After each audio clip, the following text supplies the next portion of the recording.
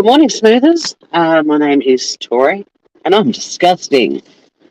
Just getting the final checks done before takeoff here on Pacific Airlines. Delightful 11 degrees Celsius.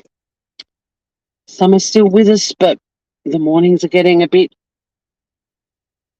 darker and milder. Heading for a top of 24, I think, today.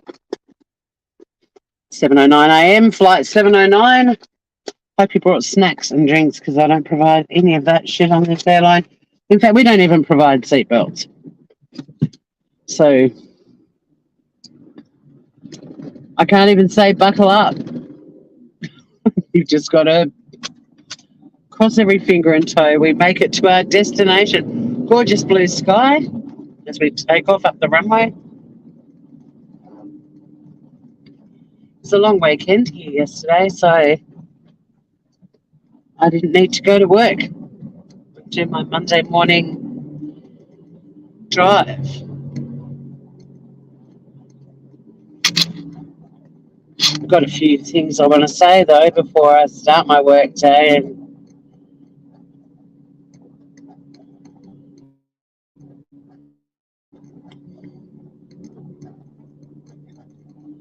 Bristol, hello.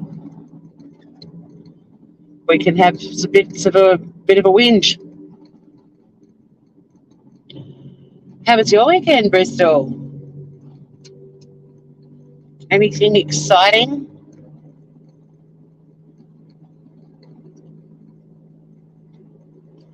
Just my usual Monday morning rant, although it's Tuesday morning. Tuesday is my Monday this week. It's everyone's Monday this week. Gotta love a long weekend, right?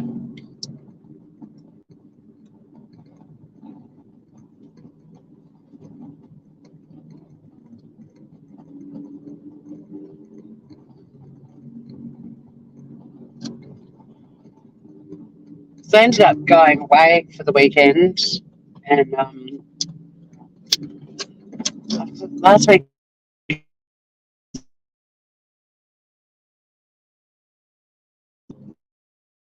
but I also got to meet my niece's newborn, who's divine. I went to a 30th. I went off the grid.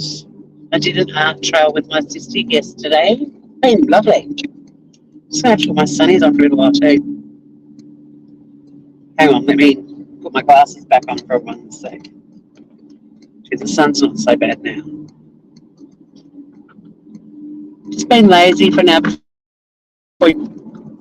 Although I do that and then an hour later I'm like going to the gym. I just want to stay here and be lazy.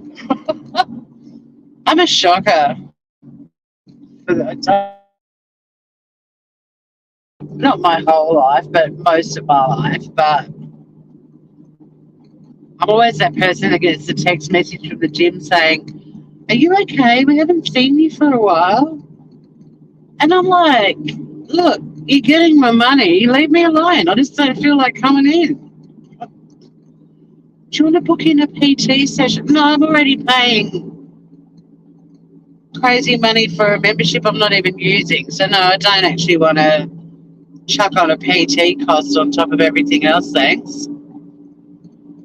Summer to me is not the time to be a gym member. It just isn't. And if you cancel your membership, you can only suspend it for, I think, 2 months maximum. And I mean, I still go. I just don't go, 4 days a week, sort of thing, like I tend to in winter. But you can't suspend it for all of summer. And then if you cancel it and then start it again in like 5 months' time, it costs more because I'm on whatever rate I joined on. It was like a major discount special they had on at the time, and it's honoured. I mean, apart from an annual increase of like $1 a month. So, I mean, I'm already on like a bargain membership, which is another reason why it doesn't bother me if I only go once a week, because it's sort of, to me, it's a bargain anyway. But anyway, at least they don't tell me I'm disgusting.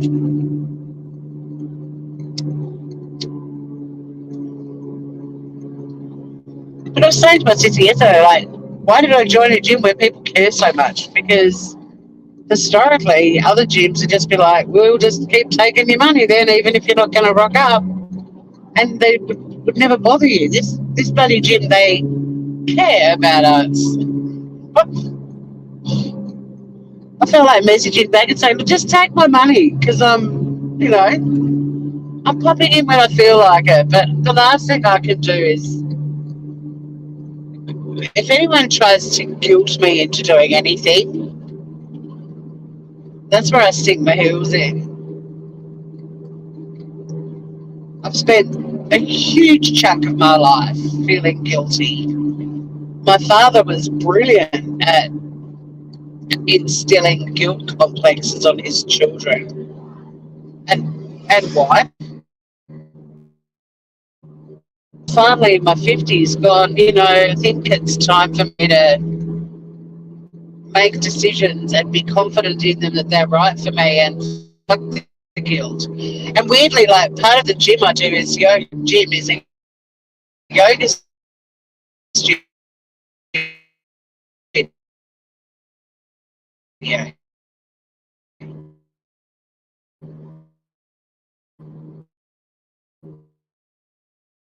I feel like going. I didn't go because I don't want to be there when I don't want to be there.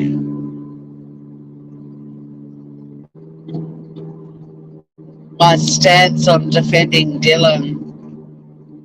This is one of the surviving roommates of the Idaho murder, so it may not interest that many people. Because apparently you can get very fired up and angry about someone saying to you, look, your opinion's kind of based on absolutely nothing factual. Like, let's have a discussion, but let's base it on some facts, okay? I've seen a lot of comments under the anti-Dylan channels and videos screaming to the high heavens, how dare people tell us we're not allowed to think this way or sleuth that way? Well, I've never told anyone they're not allowed to think any way they want. I've just said to them, let's have a discussion based on the facts. And then they go quiet. But it's okay for them to rant and rave and put opinions out there that are not fact-based and are very much further victimising a woman who's already, a girl really, who's already going to live with survivor's guilt, PTSD, you name it, for the rest of her life. Like, she really needs all these online sleuths pouring more fuel on the fire. No, it's not fair. But they're allowed to do that. But God forbid anyone has a differing opinion. And that's what pisses me off about these people. They don't look at the facts to form an opinion. They ignore expert evidence. They ignore official evidence, like from the cops. They put out these absolutely horrific statements about this girl. None of it's fact-based. They twist the little bit that we do know and make it sound way worse than it was. But if somebody offers an alternate opinion based on the little bit of information we know, aka the facts, they don't like it. And that's not how I operate. All opinions are welcome. I'm interested in lively discussions. I like playing devil's avocado. I'll take the other side even when I don't believe the other side is the credible version of things. Like, that's what makes us interesting. But if you're going to put these hideous accusations out there that are not fact-based and twist what we do know, come on, Griever.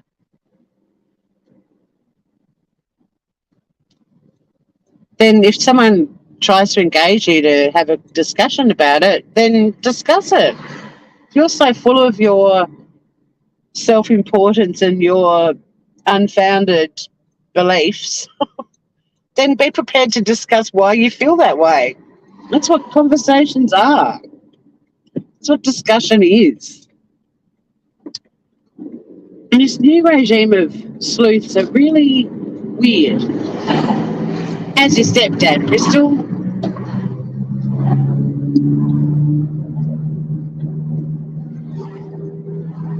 Look, they're just the most bizarre group of people.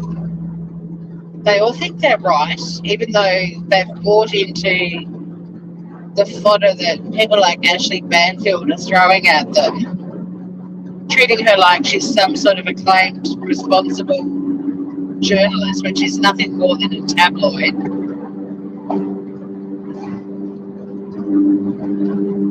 And I'm very reasonable out on the interwebs. Like, I like to be nice and polite and fair. But they don't like it. They don't like it to the point that I've actually been called disgusting for defending Dylan. When I think with what we know about the case, that really is the only reasonable way to look at things at the moment. I don't call them disgusting for crucifying her because of some unnamed source that Ashley Banfield has reported on. He's good, awesome. Say good day to him for me next time.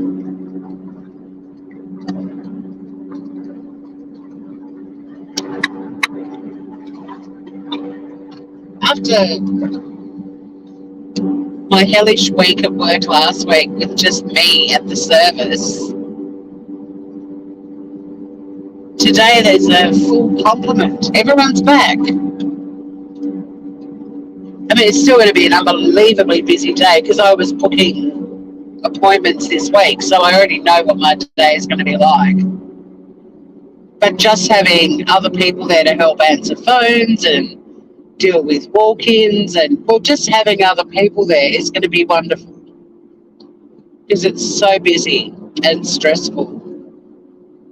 That's why I went off the grid a bit, because I needed to regroup. I was feeling very bruised and sullied and unusual.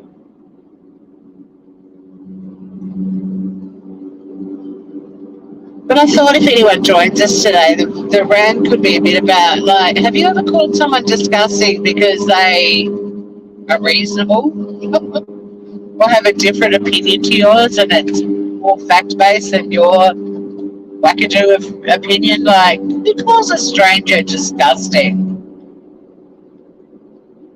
These people that want her to be a villain are vicious and rude and possibly abusive, you know, like why are they in this community? They've just tarnished it to the point that, you know, anyone who's sleuthing who calls themselves true crime, I'm like, yeah, you're not. I don't say that to them. But they're so far from being a true crime person.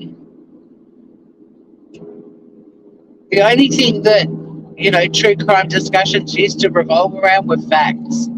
Facts, the legislation, and a dash of common sense.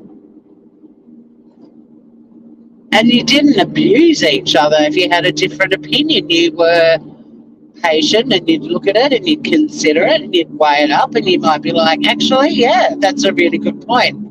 Hadn't thought of it that way. Or you'd be like, it's an interesting theory, but what facts back it? Or in some original true crime communities, if you speculated outside of the facts, you'd be asked not to. You'd be asked to go back to the facts and have a look at them and formulate your theories on what we knew. These guys are cowboys. They consider absolutely everything except facts. They consider things that people like Jonathan Lee Richards keep saying. The bright lights.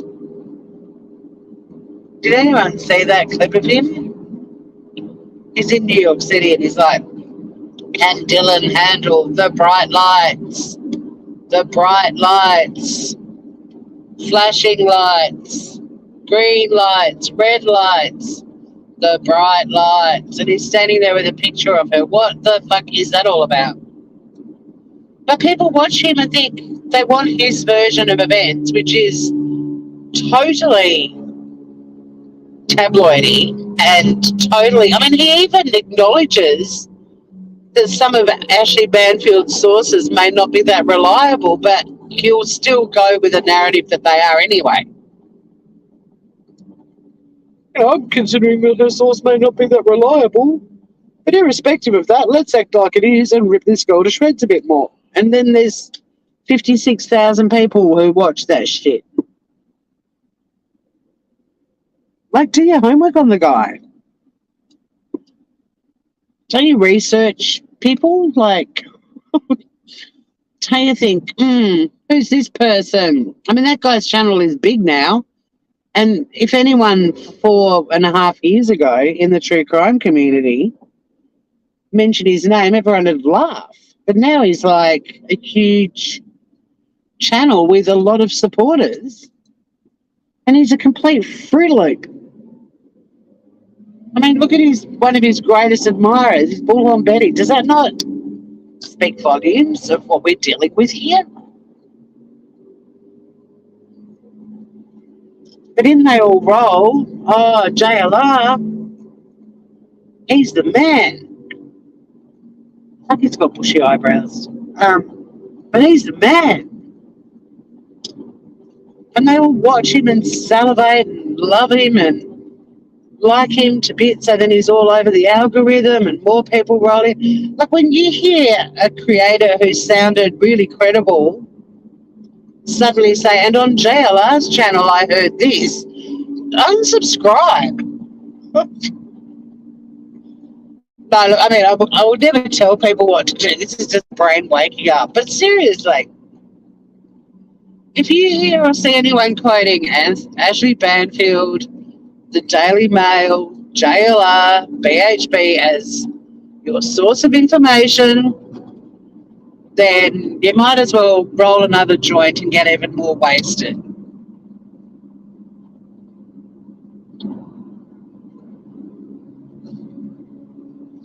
It's just you and me, Bristol. Well, at least I'll help you kill time till you go to the gym. Going over Scout Inquirer's favourite causeway. See, people don't even want to come and listen to me talk about why I'm disgusting. That's disappointing.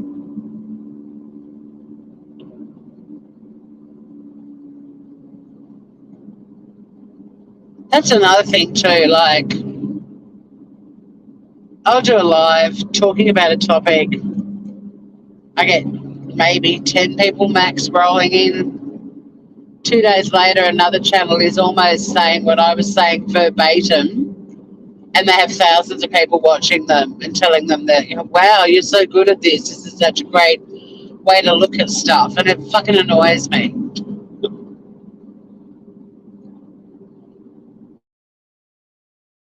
Almost. And I don't think our vocabularies are that similar. But there's one creator who at times almost says an exact sentence that I've said, and I'm like, are you people actually watching me and not telling anyone I exist because I'm a source of topics and ideas for you? It's such a horrible platform in that regard. There's absolutely no regard for other people's work. People they'll only credit the channels that they want to build because it'll bring their subscribers over to their channel, and I can't bring them anything. So they're like, well, we might as well just use her shit, and there's no need to quote or cite references because she ain't going to bring us many peeps to our yard. In the comedy world, it's called hacking when you do another comedian's joke and you don't credit them. I mean, you shouldn't even do it, but if you are going to do it, you should credit them. So many hacks on YouTube. Don't never go live and put out an idea of something you think you're going to do or you'd like to do on your channel, because guaranteed someone will do it before you do it. And then when you do it, everyone will be like, well, so-and-so did that yesterday. No one calls me all day. My stepdad calls and my dad calls back to back. The boys, the alpha male competition is on. I've got a stepmom, but once my dad died, she sort of, I mean, she wasn't obviously like a mum to us. We were young adults, but we were adults when my mum died. But I mean, if we bump into her, we always catch up, but it's not an active relationship at all.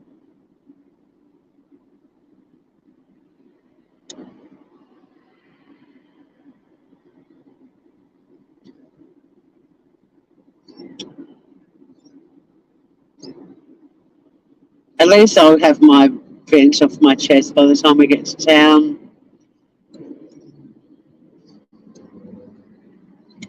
We had the Wooden Boat Festival here over the weekend, and it's like, it's absolutely massive. It's probably the biggest event we have in Tassie. Actually, like, it's probably even bigger than Dark Mofo, which is huge. But people sail like they're wooden boats, and don't just picture like a little wooden dinghy. I mean, we're talking yachts and big, old tugboats and all kinds of any boat made of wood, basically. And you get people coming here from all over the world to participate in it, and there's lots of different sailing days and race events and all sorts of stuff. It's absolutely, because we've got so much water and so many boats. Like, Hobart becomes very cosmopolitan. You're walking down the street and you hear 20 different accents that you don't normally hear walking. I mean, we are a bit of a melting pot. We're a very multicultural island, but it's kind of the equivalent, I guess, to having a Grand Prix in your city, because when I lived in Adelaide, the Grand Prix was the same, just listening to so many different accents. It's such a wonderful thing. What is common sense? Well, it's certainly not a prerequisite for YouTubing, is it? In fact, I'm questioning if we have any, the fact that we are on YouTube. I'm starting to think I don't belong on the platform. I mean, I'm determined to stay on it and keep doing my thing because I love catching up with you guys. But I don't know if it's the right platform for me. Because, I mean, I know exactly what I need to do to make my channel take off.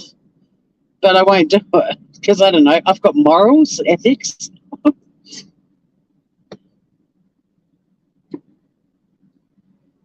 But I am questioning what the hell we're. I think, like, we are the cream of the crop on YouTube, our community.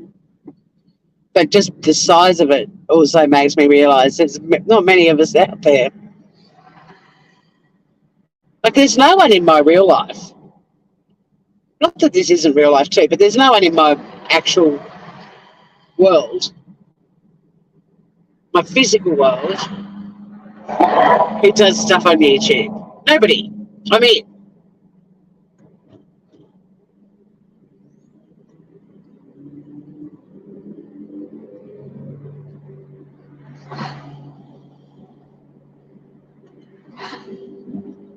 whereas there's probably, towns and cities in the US where there's like 1,000 YouTubers all living within a 1 kilometre radius of each other.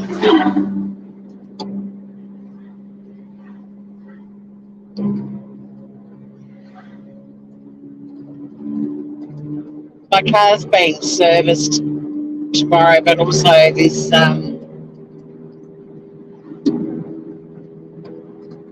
possible wheel bearing issue that's making it sound like a Mack truck is going to be rectified as well.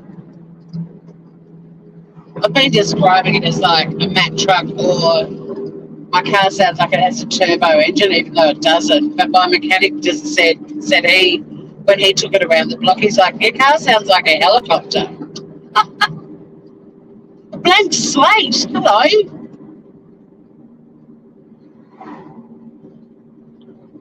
Oh shoot. Voice did not cap.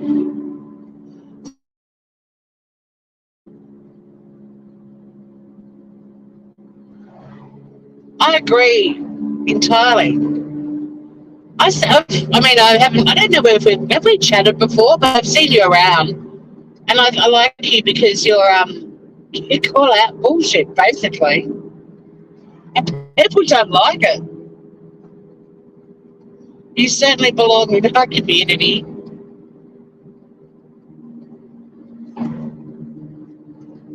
Good to have you here.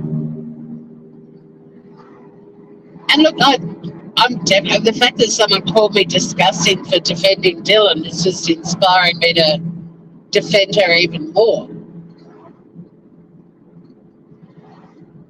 Because I honestly can't see why you wouldn't choose that road at the moment. There's no other reason There's no reason to be further victimising her at the moment on the little bit that we know. But it ruffled some feathers, and someone actually called me disgusting for doing it. And I'm like, and I could call you disgusting. He actually said, I think it's a he said she's a despicable human for being who abandoned her friends in their time of need. She's guilty. And I'm just like, well, I kind of feel you're disgusting, actually, because on what are you basing all of these firm views? And I invited him to have a chat with me based on the facts, and 3 days later, he still hasn't responded. Oh, wait. Look, and standing your ground, I respect that because, and I do too, which is why my channel's never going to be huge. But the occasional person that wanders in and joins in the chat seems to be like-minded, and just who wants to be one of these idiotic sheeple on YouTube who tunes into JLR, takes everything he says as gospel, spreads his bullshit further around on YouTube, and there's thousands and thousands of them. What sort of people are on the planet? Like, this actually makes me question the future of humanity.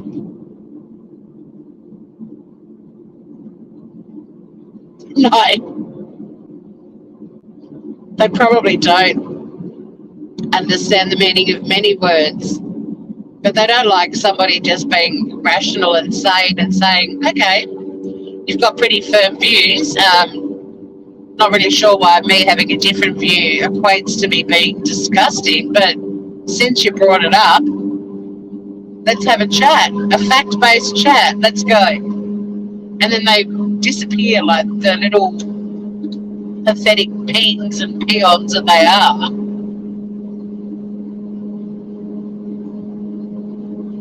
But it's the volume of people that think that way that I'm struggling with.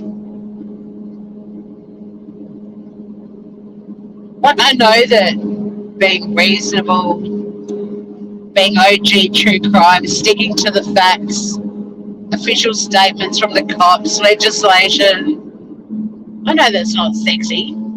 If it was, I'd have 2,000 people, well, maybe not watching it drive because it's shit audio and, I get that. But it's a bit of a tradition that we go live on my drive to work every week, and we had a long weekend, so today being Tuesday, it's really my Monday. So here we are. But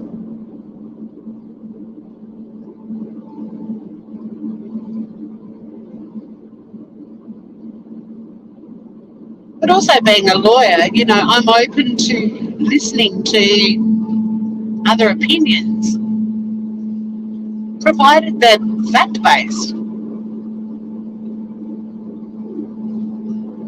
That could be too, obviously.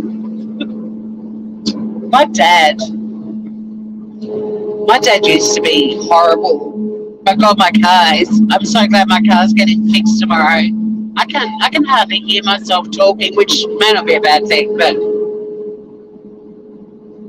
I'm getting drowned out by my car, which is normally very quiet, but now it sounds like a friggin' truck.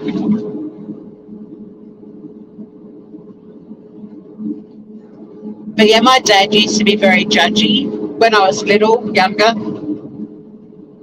He would comment on people's intelligence or lack of. And I used to think it was a very unattractive quality of his. But now that I'm old,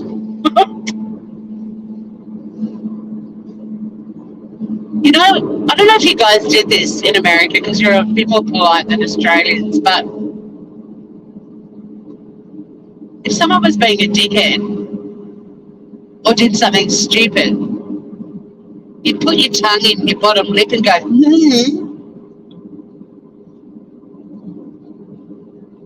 I'm not sure if you can visualise what I just did, but I'm in my 50s now and I want to do that to people all the time because it just sums up how I feel.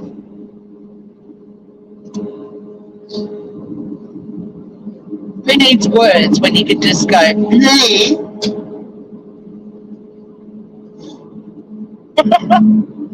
So I'm turning into my dad, which isn't a good thing.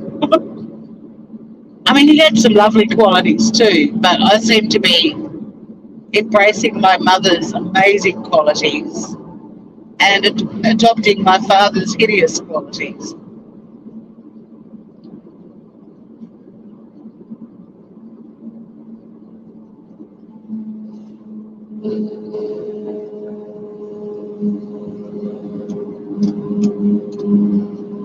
But you know, OG True Crime was lively discussions and like a blank slate. I like playing devil's avocado. I like, and I say avocado deliberately because I think it's funny. Although a lot of people on YouTube say it now too, and I'm like, God damn, why didn't I create a troll account called the Devil's Avocado? Because I'm sure there's at least one out there now. But I'll take the opposite view just for the sake of a good discussion.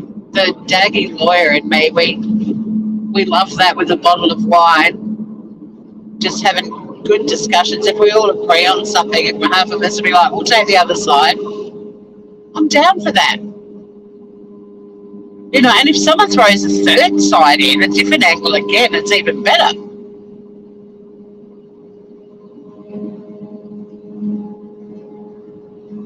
But if you're going to ignore the facts and quote your sources as the Ashley Banfield Daily Mail tabloids of the planet, then don't be upset if we all just go at you. Because you're being good.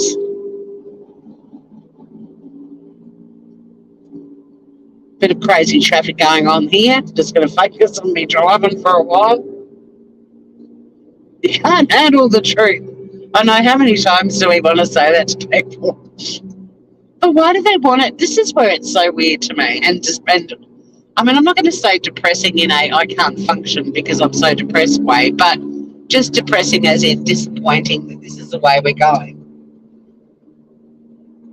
They want the worst case scenario. They want the most graphic version. Kylie Rodney's story is a classic example of that, where people were actually hashtagging team foul play. They actually wanted her death to be even more horrible and terrifying than it actually was. And the hashtag team foul play started up during her case or her story. And what the fuck? Like, you only had to see that footage of her car going into that lake and just thinking how terrified she must have been in the last few seconds of her life. Her death was already graphically tragic and horrifying. Oh my God, Shady Man, I've been putting out little psychic messages to you saying, where are you? I've missed you. Where have you been?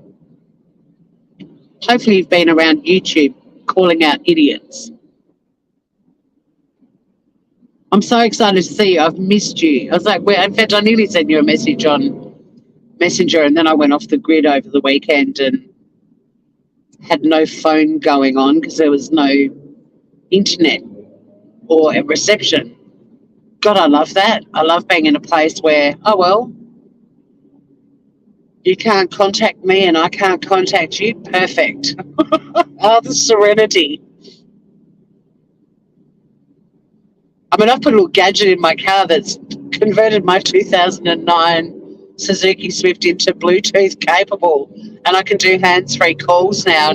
It's a bit of a novelty still, but I know at some point, I mean, most days like today I didn't connect it because I'm like, I actually like that no one can call me while I'm driving.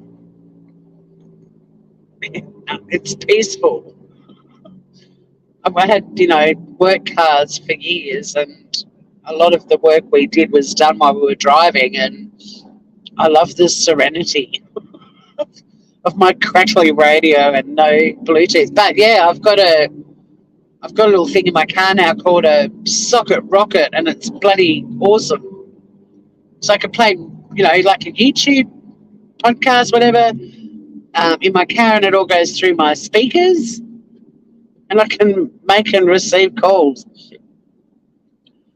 And my sister was like, "Oh my God, I'm gonna have to get one," because she was thinking about putting a new stereo in her car, and I'm like, "No need to."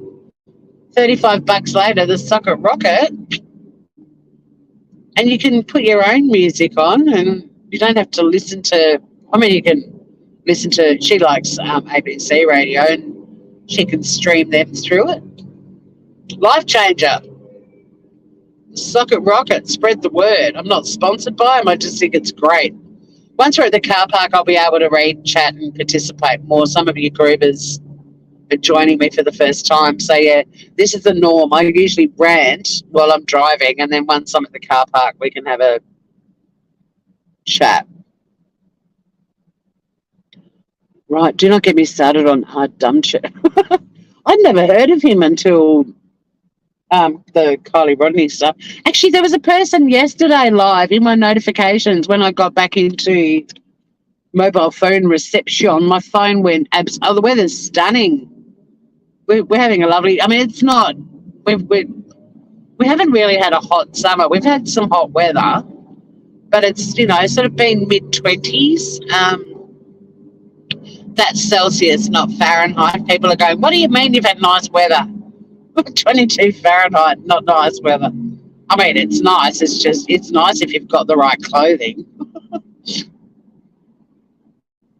Yeah, it's been really beautiful, actually, Shady Man. I went for 2 swims yesterday, and like I said, it wasn't hot, but the water's still really warm. And I mean, when I say warm, I'm talking like 20 degrees Celsius. You've been very busy at work. You do work hard. Last week I was on my own in the service, and holy shit, Shady Man, it was so stressful. Today we've got I'm actually kicking myself I didn't take my computer home with me last week, because I could have worked from home today and then had Wednesday, Thursday off, and then only have to go into town on Friday. But I'm going to work at home on Friday instead. So after today, I'll have a bit of a break. I do like being a part-timer with options to work from home. Oh, this poor truck. There you go, mate.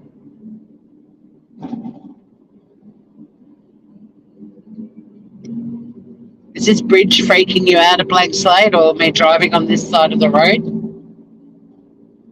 I mean, even mainlanders from Australia who come to Tassie, they find this bridge, are like, why aren't there lane barriers? It can be a bit chaotic. We had a tourist going the wrong way down the wrong lane the other day, but we're pretty cruisy. So we sort of just, everyone just got out of their way, and eventually someone managed to get them to stop, and they were like, "You're in the wrong lane, dude." Whereas, in other parts of the world, it'd just be horns blaring and people going, "What the fuck are you doing, you fucking idiot?" I mean, we were probably all thinking that, but yeah, that bridge can be a bit freaky to people. They're like, and again, we're like, well, we don't need, styrofoam helmets when we're driving our cars. Like, we're grown-ups. We can kind of work it out, right? The worst thing that could happen to this island is the fun police arrive and ramp it up and change some of the things that are just very uniquely Tasmanian, and what makes this island such a little fun place to live, because it is fun. As some of you guys know who've been with me for a while, it's a good little island. Until someone described, bloody paralegal Griswold just compared Alec Murdoch to a Tasmanian devil, actually nicknamed him that. Excuse me, ma'am. How dare you? Our Tasmanian devils are gorgeous. They're nothing like the Warner Brothers cartoon one. I nearly ran off the road. I was listening to Paralegal Griswold. I can't believe her name's Griswold. Like, seriously, Blaze, like you need to visit more often because I take our community. I've got another channel called Tasmania Calling, and I take us on like missions, like to go and see a wombat, or to go to like the Big Orange in South Australia. And every time I do it, it's like the Griswolds. Like I get there and it's closed, or the wombat isn't around. I think all countries should try on the left too. I had somebody who put a comment when I was briefly hanging out with some of the 4chan people. Remember that? One of them said, stop driving on the wrong side of the road. It makes you look like a faggot. I was like, you saying that makes you look like one, you idiot. I miss words like that they didn't have anything sinister. It was just, I mean, you just called someone a faggot because they were being a faggot. Not that they were gay. Like, it wasn't a derogatory word for gay people originally. It was just like calling people a dickhead. But now if you say that. But anyway, yeah, so I got called a faggot. But more recently I've been called disgusting, and that's what inspired this rant. Disgusting for defending a girl who I think is just being absolutely vilified and crucified. And for what? Why? I'll be doing another live and reacting and showing comments. I like doing that. I really like going through the comments. My view is if you comment under a video and you say something fucked up, it's open to discussion. So bring it on. Because the creators are absolutely ridiculous. But, you know, how much of JLR do you have to watch to realise he's a fucking idiot? Or many. Like, you don't have to watch much. But when you see the people that are salivating in the comment section, that's where the problem lies. And there's fucking thousands of them.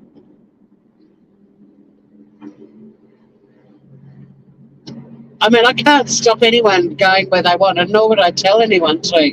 But if one person just walks into a live of mine and goes, hey, you've got a nice community, everyone's friendly and funny as fuck, and you've actually pitched an alternate view in an intelligent way, that's worth it.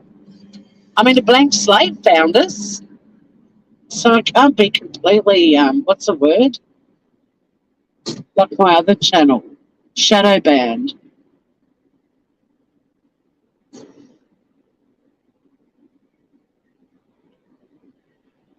But yeah, a blank slate, seriously, there are some creators that go, oh God, hi, blank slate. You've done well to get that sort of reputation. It's impressive. I've always lent towards people on YouTube who I find entertaining. I mean, I don't ever have a problem with anything you've said, but I used to watch creators that would just make me gasp in horror that they even existed, and I'd find them entertaining. I didn't like them necessarily. But so many of them lose that. Like, they kind of get corrupted if their channels grow on YouTube. They just become arrogant shitheads, you know. But initially, when I first came to YouTube, the trade reviewing was sensational. I do miss the old days on here. You know, back when we had little gangs of trolls and, you know, and being part of the Cooters, I think we were one of the original groups that started a heap of troll gangs, and it was funny stuff. It wasn't mean, it wasn't vicious. It was just good old-fashioned fun, you know, and creative writing and playing to the crowd, and it was great fun. I do miss those days. I miss being a Cooter.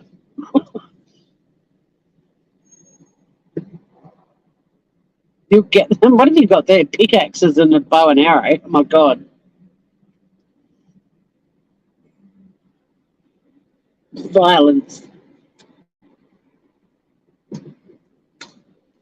And I don't know if we could even bring back like not we couldn't bring back the Cooters, but I don't even think that those sort of funny troll groups would even work now because everyone's so fucking easily offended and butthurt and serious and politically correct and woke. You know, like people are calling me disgusting purely because I'm saying on the face of it, on what we know so far, there is no reason for people to be so vicious about Dylan, and I get called disgusting for taking that stance.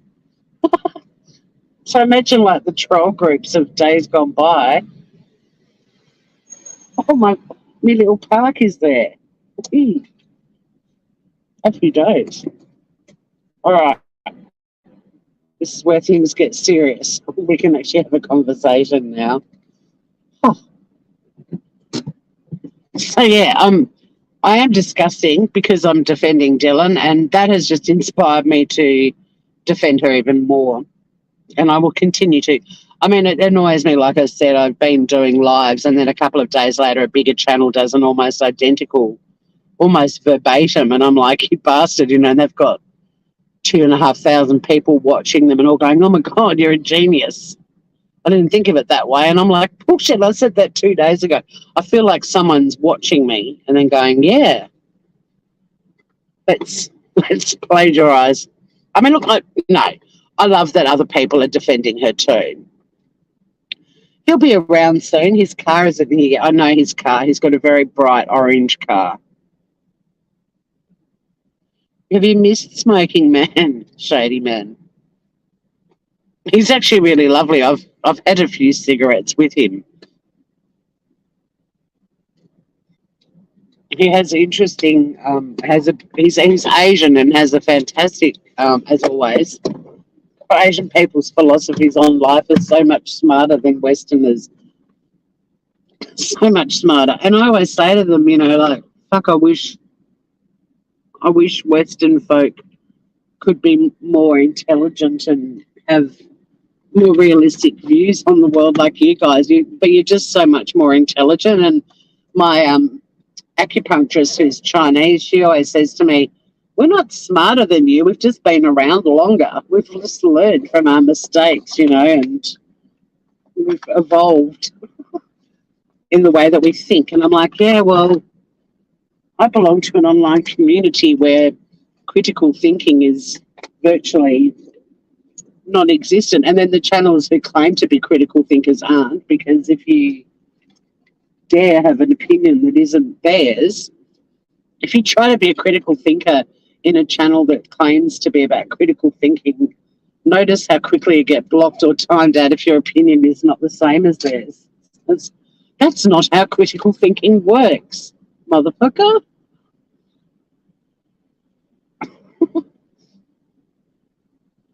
And I am entertained and amused by the YouTube world, but it does frustrate me too.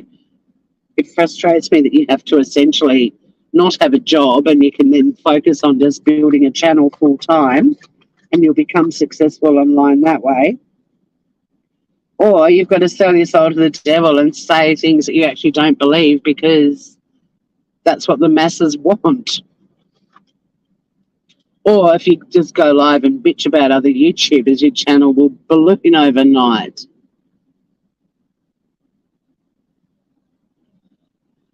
Oh, poor Blank Slate, doing a bit of work. Yeah, I'll be doing a bit of work shortly too. I'm just glad I've got colleagues in today. Last week was fun.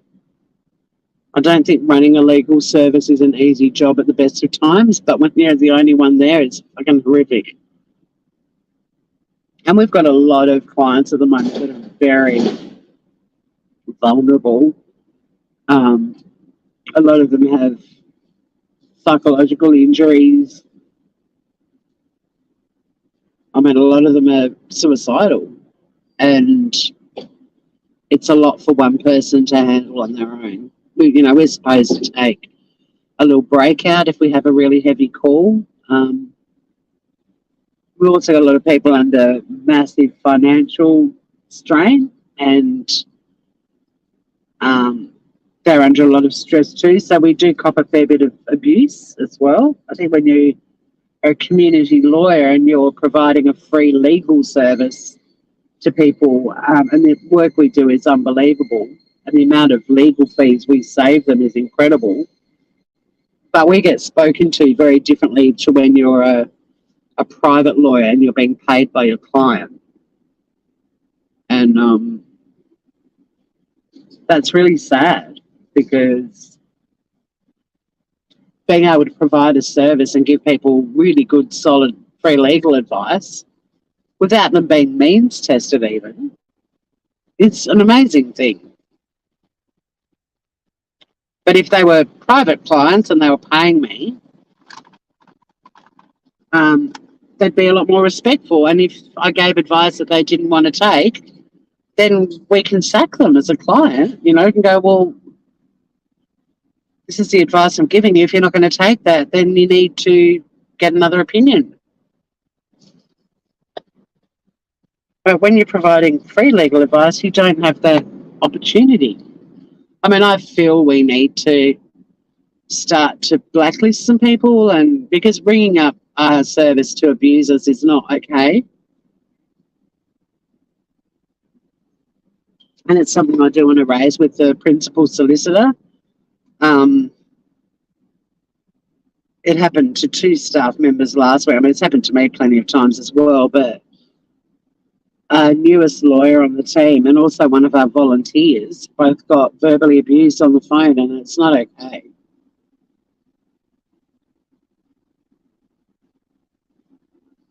You know, and I think we should be able to say to those people, you're not to call us ever again. Go pay for a lawyer.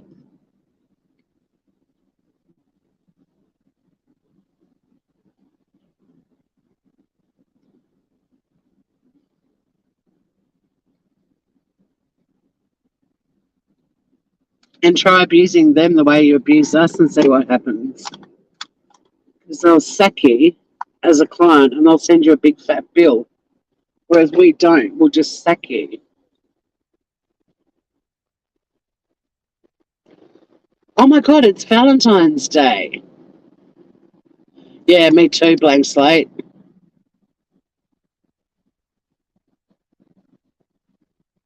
And we have chatted before. I don't know why when I was driving, I was like, have we spoken before? Sorry, my brain is still in the Tasman Peninsula, I think. Might take a little while to join me today. But yeah, Valentine's Day, Grievers. Oh, look at you all getting all lovey-dovey in the chat. Yeah, we are very overworked and we're very underpaid too. You know, and that's another thing is like, I don't think I deserve to get abused for the shit wage I'm getting. Like, abuse me if I'm a millionaire, but I'm not. You've been giving a lot of your money lately to lawyers, yes. You always excuse anyone from thinking while driving, other than thinking about the driving, right?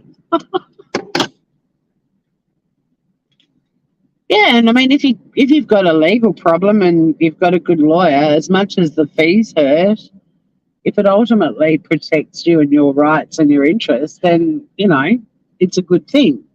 But we get people yelling at us every day, well, why do fucking lawyers they charge so much? It's like, yes, but so do doctors and accountants and mechanics and, you know, like every other service provider charges you and you happily pay for whatever. I mean, don't get me wrong, I think there's lawyers and their fees are like insane, but it's all relative. Like if you're in Tassie, the wealthiest lawyers would work in the commercial arena and they're dealing with clients that are building, you know, billion-dollar buildings. So yeah, their fees are going to be high. It's all relative. The criminal lawyers in Tassie don't make much money. Trust me. I mean, I haven't been a criminal lawyer in Tassie, but I was in South Australia, and In fact, when I started practicing as a criminal lawyer, I was told you'll never make any money. And I was like, I'm not in it for that. I want to represent people who deserve a fair trial. Our entire justice system relies on that. And like all the different areas of law I have practiced in, because I've worked in insurance law, I've worked in property law, I've done a bit of commercial, I've done a lot of personal injury, crim, workers' rights, industrial law, workers' compensation. My best clients who treated me the best were my criminal clients. They were real, they were down to earth, they loved their families and their kids. They didn't talk down their nose to me, or like when I was doing insurance, or I went into a meeting and there were like quite a few different people from the insurance company, from sort of senior and middle management levels. And I walked in and I said, right, let's get on with it. And they said, no, we need to wait for the lawyers to get here. And I'm like, I am the lawyer, let's get on with it. Because I looked so young. And then they were like, well, we don't think you've got capacity to represent us on this. And I was like, I do, let's get on with it. It was horrible. Even my own client would be like, are you experienced enough to handle my file? And I'd be like, well, the partners in this firm think I am. But that's true, although we do have face-to-face clients as well. And we have walk-ins too. And the walk-ins are usually, I mean, who fucking does that? Imagine just like walking into your doctor's surgery and going, I want to see my doctor now. And no, you need to book an appointment. That's how businesses work. You can't just roll into your hairdresser and say, right, let's do my hair. You book your appointment, your dentist, whatever. For some reason, we get at least 5 people every week walking in demanding we help them immediately. What? Huh? How does that work? How do you live your life thinking that's realistic? And we had walk-ins last week when I was on my own, on top of everything else that was going on. And they're usually in a heightened emotional state, so you can't just say to them, I can speak to you next Tuesday at 11, see you then. You have to do a bit of, talking them down off the ledge for them to even focus in on the issue and say, we need to actually book a time for you to come in. This isn't how we operate. But they seem to feel, and then they get shitty that we're not going to help them straight away. Or last week I had a client who had a hearing the day they rang us demanding we help them. The hearing was that day. We'd never spoken to this person before. And it's like, we don't have the funding to have the staff, to have someone just flitting around the office in case somebody walks in and wants help at a hearing in an hour's time. Like, your lack of preparation doesn't warrant an emergency on our behalf. Get the fuck out of here. I mean, we can't say that, obviously, but, we get yelled at for that too. Well, you can't speak to me now and help me now. My hearing's in an... No, we can't. I'm it, and I'm actually with a client, and the only reason I'm talking to you is because you've walked out in here and you're abusing our receptionist, who's not even paid by us to help. There's a reception area right before where all of our offices are, and that's where everyone who enters the building has to go. And poor Maddie is just constantly fielding all these angry people that are expecting to see us immediately. It's a fucking mess. People are just becoming the biggest turds. You have citizens' advice. I think that might be like a legal aid, which is a little bit different to what I do. My sister's a legal aid lawyer. We're very focused on workers, anything work-related, workers' comp, industrial, workers' rights. We do advocacy for legislation. We've just had a victory with maternity leave. That's the area that I'm working in at the moment. But legal aid does criminal, family, civil, so all your personal injury. But they're also a means tested group, so you only qualify for their assistance if you're very low income, whereas we don't have any means testing. We'll speak to anyone who calls us. So somebody who could afford a private lawyer in the area of law that I work in can still benefit and get our free advice for quite a long time. The only time we refer them out is when they're getting to the tribunal phase and they need a lawyer representing them, because we just don't have the staff or the funding for one of us to be at the tribunal all day. We'd all handle it and be fine doing it, but it's at some point we have to say to them, okay, now you do need to start instructing a private lawyer and paying them for their expertise. Is that a whole heap of Valentine's Day love stuff? I'm spending my Valentine's Eve with my sister. We're going to a concert. One of my neighbours is a very accomplished and beautiful human being, but also a great musician, and he's supporting a guy called Marlon Williams, who I'd never heard of, but he's a little bit kind of slide guitar, surfy, cruisy, Chris Isaac-y. I shouldn't say that because he's very original, but that kind of vibe. So we're going to go and watch Ben supporting Marlon tonight. We're going to go and get a bite to eat before we go. It's going to be a late night for the sissies on a Tuesday night, but we're looking forward to it. So we both live a fair way out of town, so any night out for us that involves a commute at the end of it, it can make it a long day, but I don't have to work tomorrow. She does. Get people on probation or school experience students to help out. We've got, we can't have people on probation, just the building we work in, but we've got volunteers. We've got quite a few volunteers, but they're all getting, is there a pink poop? Future poop shape. Oh my God. Is that a special Valentine's Day thing? Look at my channel. I've got a fancy emoji like the big channels. See, YouTube doesn't discriminate, just audiences.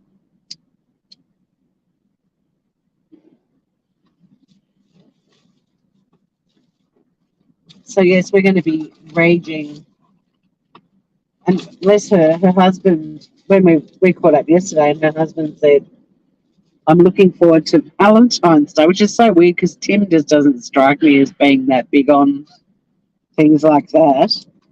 And Ange didn't have the heart to tell him she's going to be home late because she's going to be out with me at a concert. I mean, I think he knows he's going to the concert. I just don't think he realises how late she's going to get home.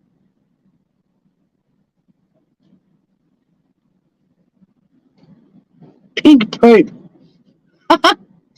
Oh, good on him.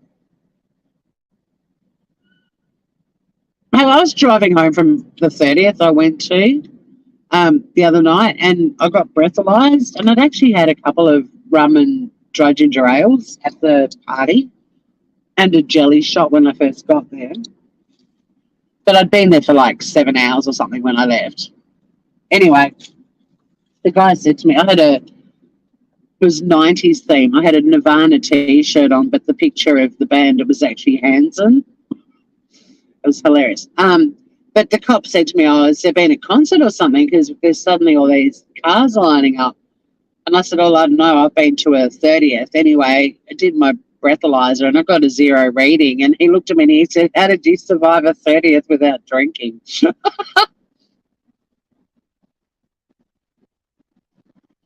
was a classic.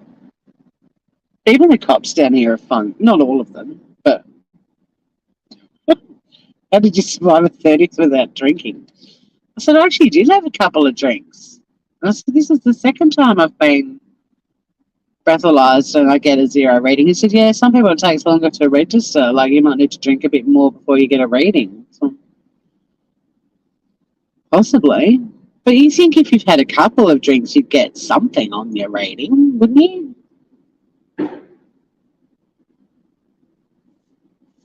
I mean, I probably had half a standard drink every hour, so maybe that's why I don't know. It was weird. Just that the last time I got breathalyzed, I had literally drunk a glass of champagne right before I left the party that I was at. It was the only drink I'd had, but there was like the birthday toast thing. No one was really organised, so the birthday toast happened really late in the night. So I did the little glass of champagne, and then I hit the road, and I had a 0, and I was breathalyzed 10 minutes later, and I had a 0 rating. So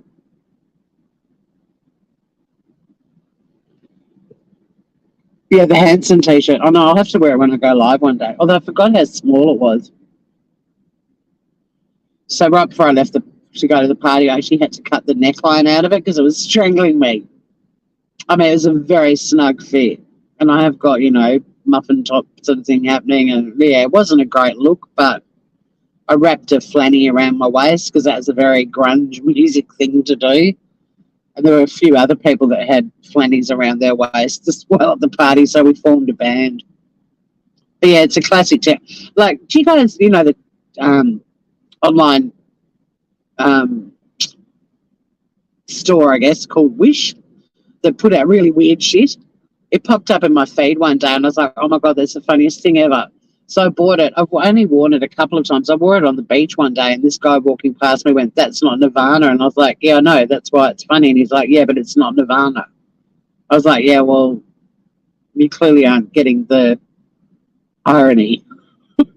But $8 it cost me. But it spawned a whole genre of T-shirts. So you can get like a Metallica T-shirt and have a photo of the Wiggles, or, different band name to the photo.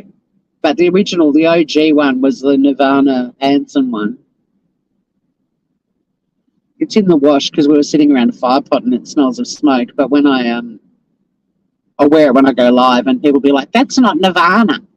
Oh, yeah, welcome. We'll time anyone out who says that, right?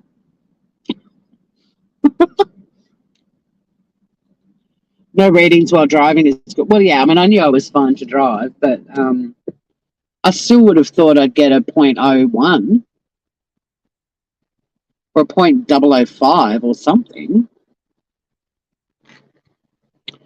Well, I would have stayed and got plastered, but because of the Wooden Boat Festival, nearly all the accommodation in southern Tasmania was fully booked, and the remaining, no, not a pot smell, a fire pot smell. Cheeky bitch. 007. Yeah, so the few remaining rooms available in Hobart on the weekend, the hotels were asking for like $600, $700 a night, and they normally charge like $120 a night.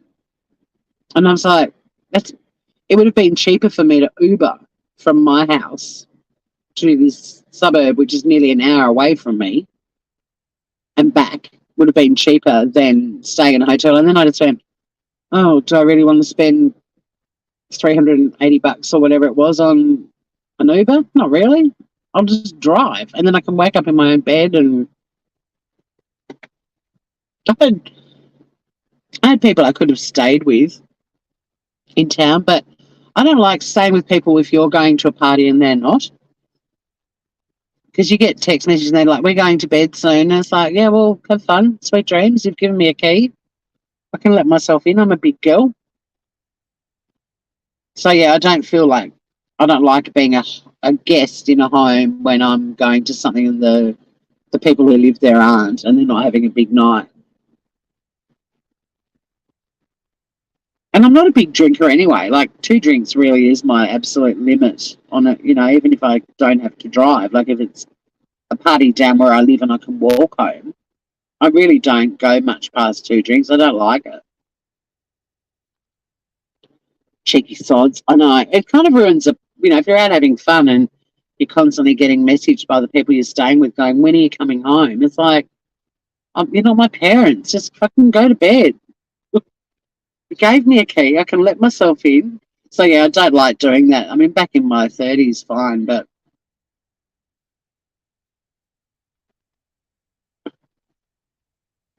which sort of leads me back to the whole Dylan thing, right? Again, this whole there was someone walking out of her house at 4 in the morning and she didn't call the cops.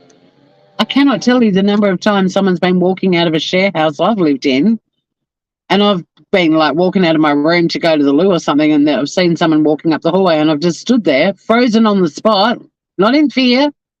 I wish that the word shock wasn't in that affidavit because it's just been taken. I mean, I heard a guy yesterday or the day before saying she was frozen in fear and stood there for 8 hours. Where does it fucking say that? Nowhere. And you're telling your audience of 2,500 people that she stood on the spot frozen in terror for 8 hours? Like you've completely and utterly taken parts of the probable cause affidavit and turned it into an absolute bullshit story, and you're telling your audience this as like it's fact, and then off they all go to other channels and they're like, she was frozen in fear for 8 hours. Who does that? It's not said anywhere at all that that's what happened. The only reason they had to put her in that affidavit was because she identified the perpetrator. If indeed it's even Brian, like that's why it's in there. That's the only reason it's in there. It's not in there for people to completely distort it and criticize her and accuse her of, what kind of friend stands there for 8 hours and doesn't call the cops. No friend stood there for 8 hours. And at that point in time, she still had no reason. Imagine how many randoms walk in and out of that house at all hours of the night. At 4 o'clock in the morning, you really want to engage with some dude that might have just shagged one of your housemates? Because that's how it looks to me. Like, she didn't know what had happened in the house. Just because we know, she didn't. But yeah, would any of you be calling the cops because you live in a house that's... I mean, they had parties in that house and none of them were even there for it.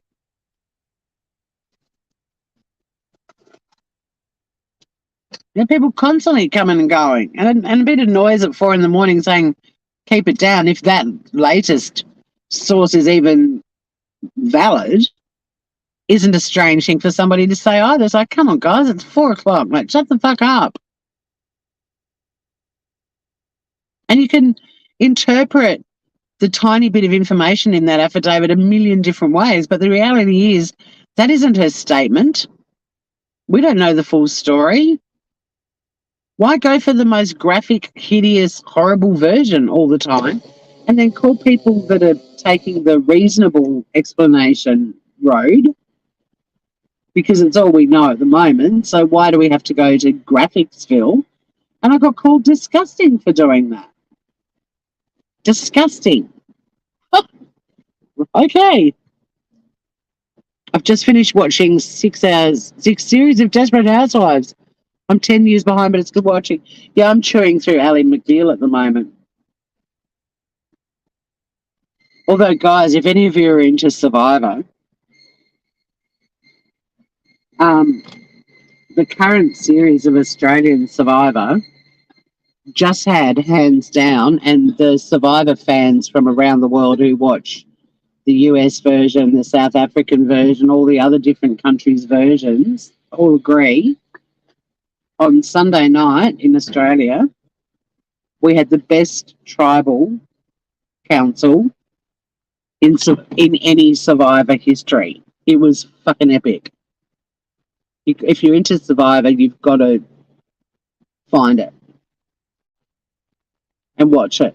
Like, I've watched Survivor US every season, and I actually rewatched all of the Survivor US seasons last year. Just because I get into that a bit like you, Shady Man. But I've watched so many tribal councils, and I've wanted them to be like the one on Sunday night in Australia. It was fucking epic. Last night wasn't. If you watch the one where the heroes are at tribal council, no bueno. Boring as fuck. The villains tribal council on Sunday night, holy shit. It was so good. Shady Man, you'll love it. If you do you watch any Survivor stuff? We've got a guy in this series in the villains tribe, George. It's his third, I think, or second Survivor. And he calls himself the King of Survivor, and people are like, he's arrogant and full of himself. He totally was the King of Survivor the other night. It's so good. You got to watch it. You'll be. Oh, and the other thing, Shady Man, there's a new Australian series of Married at First Sight, and that started in Australia and is now all over the world, and other countries' versions are nothing like the Aussie one. It's fucking gold. But that's happening at the moment too. That's on 9 now, and Australian Survivor's on 10 Play. But there's plenty of stuff on YouTube. Like, there's a lot of people that do recaps and stuff. Cool. So, yeah, you've got to watch it then with an understanding of tribal councils and just wanting them to be incredible and so strategic and so clever. It's an absolute doozy. And Survivor fans the world over have all gone, holy shit balls. That is, without a doubt, the most epic tribal council ever in any Survivor. It's genius.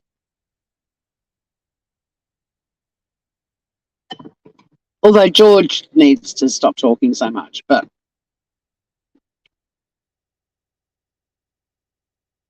the new season of Married at First Sight has 2 gaslighting narcissists in it. A sex fiend, like all sorts of random, and it's pretty good viewing too. They're both on at the same time, so I have to watch Married at First Sight on replay. I can't not watch Survivor live. But yeah, it's a doozy. Let me know what you think, Shani Man. It's like the ultimate strategy. Although I personally think the person who played their Immunity Idol didn't need to, but other than that, I used to think Survivor would be great, but I think now I'd be hopeless. And the older people get booted out so early on. But I used to want to do it, for sure.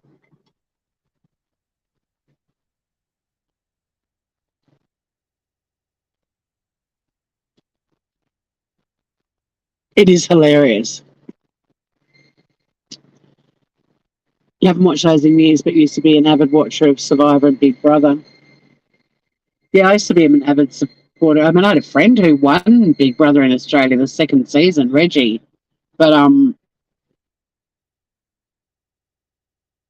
hadn't watched Big Brother for years, and then last year Reggie came back and she ended up winning it again. But they brought a few of the OGs back. It was brilliant. You've got to watch it when you've got a like. Same with MasterChef. I had a friend in MasterChef last year, so I watched that. I actually knew 2 people in MasterChef last year. But yeah, Married at First Sight, the Aussie one is gold. I mean, they use the different shows in other countries. Like the English one uses one of the Australian experts, Mel. Yeah, Reggie's awesome. I'm going to have to go, guys. It's 2 minutes to kick off time. Have a great day, everyone. Thanks for hanging out. And yeah, I'm disgusting because I defend Dylan, and I'm going to continue to. But have a great day, everyone. And the Get Me Out of Here is set in Australia, really. Classic. We might have a chat about reality shows sometime too. It's not my dirty little secret. I'm proud. I love that shit. I love it. But yeah, guys, have a great day. Happy Valentine's Day. I forgot all about that because I don't give a fuck about it. But if you do, I hope you have a lovely one. And thanks for hanging out with me. I'll see you all again very soon. Bye for now. Oh, wait. Don't get struck by a smooth criminal. See you, Groovers.